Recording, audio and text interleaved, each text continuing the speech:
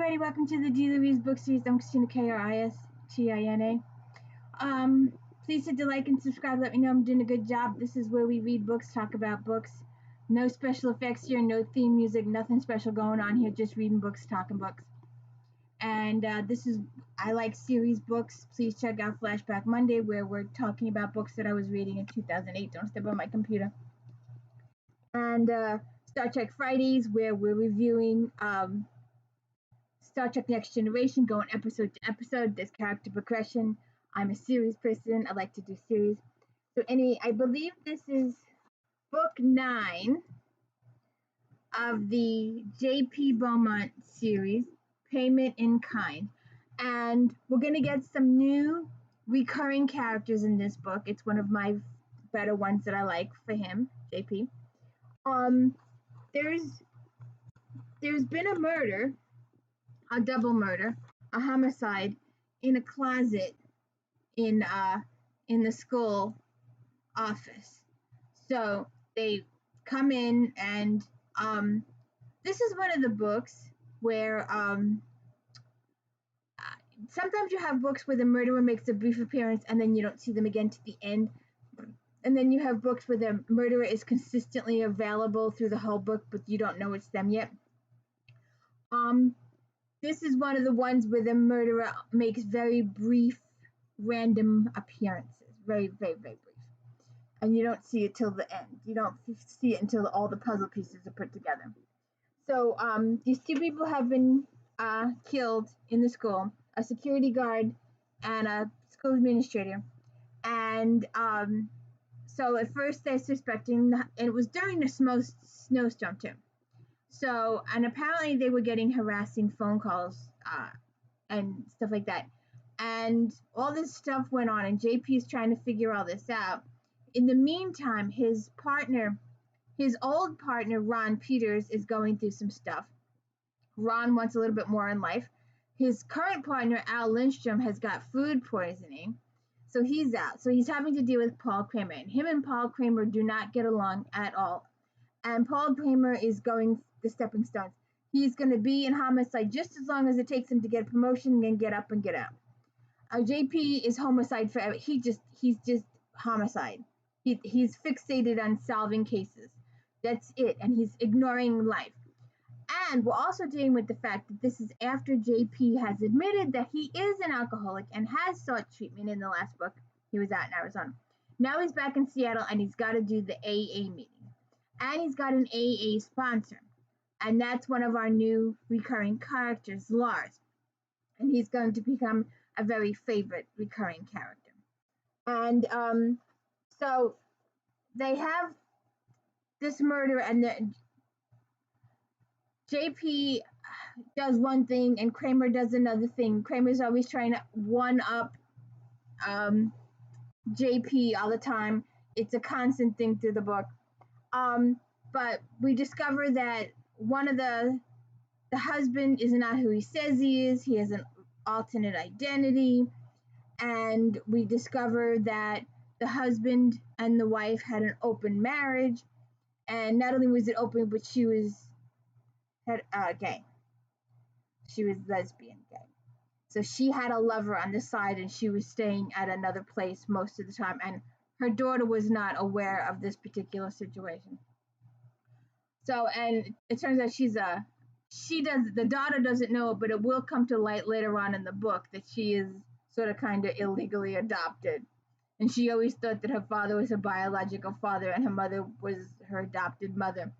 But neither parent is her biological parent. Both of her parents are dead. And that's a big, huge part of the story. But there's also another little part of the story that I've got to, because I'll for a long time I thought it was the kid. I really did. She just struck me the wrong way. And Maxwell Cole is in this quite a bit. Him and JP have a past. And every time I do a video, the cuckoo clock goes off. And as I've said, I mentioned this in Star Trek Next Generation the other day, the thing doesn't tell time. It hasn't told time in like 20 years. It just rings when it wants to. And apparently whenever I do a video, it rings. So it's ringing. And I don't do editing. I have no clue. So he JP digs into the guy's life and he discovers the alternate identity, and he's going to the AA meetings, and one of the people that found the deceased has a suspect past, but we don't find that out till much later. And he's dealing with Maxwell Cole, and they're finding about the gun and clothing was planted in Kelsey's house. He's trying to be, somebody's framing him. There's a whole story here. I'll just go through a little bit, but then if I have a big spoiler that I really want to read. So yeah, the two have been killed. It's Maxwell Cole's best friend, and Maxwell's upset that he didn't know the guy's real past, and he feels a little used because he was the best man at their wedding and all this kind of stuff. So Maxwell Cole's got a really past, and this is one time that Max is not reporting. This is one time we get to see a softer side of Maxwell Cole. But there's also something else that comes up in the story. Lars asks JP if he has any family, and JP says, well, he believes he has grandparents out there somewhere. His mother is deceased, as he's mentioned in previous books, and that's going to be a whole nother string of stories. Because again, JP just believed what his mother said, and he never even thought to investigate anything. It never occurred to him to even inquire about it. He was never curious about it. His whole world just revolved around him, his Karen, his previous wife, Kelly and Scott, his job, and his McNaughtons. His McNaughtons was his life, and that's what he cared about more than anything. But now that he's recovering, and now that he's going through AAA, and he's starting to see other things in life are important, and other people are life important. So he's thinking about his grandparents a little bit, and then during his investigation, he gets the phone book out. Remember those days when you had the phone book instead of scrolling through the internet? And he spots his grandparents' address. So he puts it in the back pocket, and he finishes investigating a couple of kids who weren't supposed to be out. Oh, there's a bombing scare. Somebody's been making bombing threats to schools, and how the bombing threats are connected to the murders. It's a tenuous thing, but solving the bombing threats helps solve the murder, because it turns out that the people that were making the bombing threats actually saw the murderer, so they can identify the murderer. So those things are all connected. But huge spoiler alert. If you don't want character spoiler alert, let me, oh, I wanted to mention, I forgot to mention previously, I have this fantasy of hitting 1,000 subscribers by Christmas. So if you could help me with that, I would appreciate it. So, where is it? So here's your spoiler. So yeah, if you could like and subscribe, I'd appreciate it. Like I said, I got a fantasy, it doesn't cost anything. Hitting 1,000 subscribers by Christmas would be awesome. Oh, and fantasize about being in a library. Love libraries. I have my own. But the end of the book, it was one of those balmy January days, the kind that trick trees into blossoming and sucker crocuses into popping up out of the ground. During the inventing weeks since I had inadvertently stumbled on the name and the address in the phone book, I had driven past the place several times, always thinking about Pete Kelsey and the family he had abandoned in South Dakota. For a time I stood on the sidewalk examining the place. It was hardly more than a clapboard cottage, with shaded front windows and tough in-wheel ramp going on the 2 shallow steps into the front porch. I had driven past on occasions, but this was the first time I'd stopped. This was an old white dog laying on the porch. She thumped her tail once or twice, but she didn't get up until I rang the bell. Then she got up and limped over to the door. I guess she figured if I get in, she would too. After I rang the bell, I stood there on the porch with my heart thumping wildly in my chest. I don't know what I expected. It was several moments before I heard anyone moving inside the house. At last the doorknob turned and the door opened. I stood looking down at a bent-over little old lady. Over a cotton house dress she wore a full-length apron, made from the same pattern my mother had always used. "Yes?" she said, peering up at me through thick glasses. I swallowed hard, unable to say anything. Then she stepped closer to me and studied my face. "Why, Jonas!" I thought for a moment that she was calling to her husband, my grandfather, but then she reached up and grasped the labels of my jacket. "Jonas, is that you?" For a moment my knees wobbled under me. No one had called me Jonas in 20 years since my mother had died. With a claw-like grip on my wrist, the old woman dragged me into the house. The dog shuffled inside as well. In the doorway of the tiny living room sat a man in a wheelchair. On one side of his face had frozen in a permanent grimace, but the resemblance between us was uncanny. I was, as they say, the spitting image. The dog went over to the man and eased her head under a useless stroke-bound hand. The woman led me forward. My legs seemed made of wood. "Jonas, look who's here. Can you imagine after all these years?"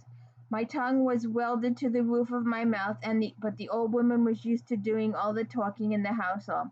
I don't think she even noticed. "Your grandfather had a stroke 2 years ago," my grandmother was explaining unnecessarily, "so he doesn't talk much. I always told him you'd come some day, didn't I, Jonas? I told him I wouldn't go against his wishes and go looking for you, but that if you ever came here." She reached up with the hem of her apron and wiped her eyes. It was hard to think of a wrinkled old lady in terms of radiant, but her transparent skin fairly glowed. In her aged features I caught echoes of my mother, much younger and almost forgotten face. Laboriously the old man lifted one hand and began making mysterious motions with it.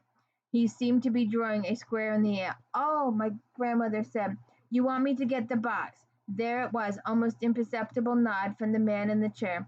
The old lady bustled out of the room, leaving the two of us to examine each other in the thick silence. When she came back she was carrying a box, an old-fashioned hat box. It was so full that the cover wouldn't quite shut. The corners were held together with tape so old that it turned brown and brittle. She put the box on the dining room table and then came back and pushed the old man's wheelchair over to the table. "Well," she said to me, "are you coming or not?" Obediently I followed them to the table and sat on the chair she indicated, watching with fascination at the attention as she removed the cover from the box. It was full to the brim of newspaper clippings, the last only 3 days old. PI article discussing my court appearance as the investigating officer in the drive-by shooting. For the next several hours we went through layer after layer of yellow crumbling paper. It was like an archaeology dig through my life. My grandmother hadn't discriminated. It was all there, good and bad, honor roll listings the few times I made it, as well as some of the occasion sidewalks from Maxwell Cole's column. It included a picture, yellow and poorly printed, of my winning basketball shot in Queen Anne High School gym years before. At the very bottom of the stack was an even longer ago shot of me and two other dazzling Cub Scouts shaking hands with Smokey the Bear. Looking through the box of clippings was a peculiar and humbling experience. All those years when I was feeling sorry for myself because I was so alone, because I didn't have a family like other kids, somewhere in Seattle a little old lady was hunched under a lamp, clipping newspapers and carefully hoarding whatever tidbits she managed to glean there. Just thinking made it a huge lump grow in my throat. My grandmother fixed lunch for us all. Patiently she fed thick, hearty soup to the old man before she ate her own. I stayed there until 3 o'clock in the afternoon. When it was time to go, my grandmother walked me out to the porch. She stopped on the top step and seemed to be searching for words. For a woman who had talked nonstop all day, I was surprised when she grew quiet. "Your grandfather and I grew up in a different world," she said finally. "Your mother was headstrong, willful. He wanted her the best for her, wanted her to live by his rules. She wouldn't. She defied him and never forgave her for that. There was a terrible quarrel. He vowed to never let her set foot in this house again, and she didn't. You see, your mother was every bit as stubborn as he was." She paused for a moment and wiped at her eyes with a corner of her apron. I recognized the gesture, another echo from my past. My mother used to do the same thing. I never went against your grandfather's wishes. That wasn't my place, so I never saw your mother again either. But I did start keeping my box, my treasure chest, they call it. I can't see. 2 years ago, right after his stroke, a nurse pulled it out from under the bed, asked him what it was. I was afraid he'd make me get rid of it, but instead he wanted me to read the stories to him, to show him the pictures. Since then, he wanted to look at it almost every week. Thank you for coming today, Jonas. It's an answer to my prayers. With tears of my own eyes, I hugged her, held her close, then left her standing there on the porch. As I drove away, what had happened long ago between my mother and my grandfather no longer seemed important. Check it out. Payment in kind. How are you? Can I get a hug? Come here. Can I get a hug? A hug. Please like and subscribe. Thank you.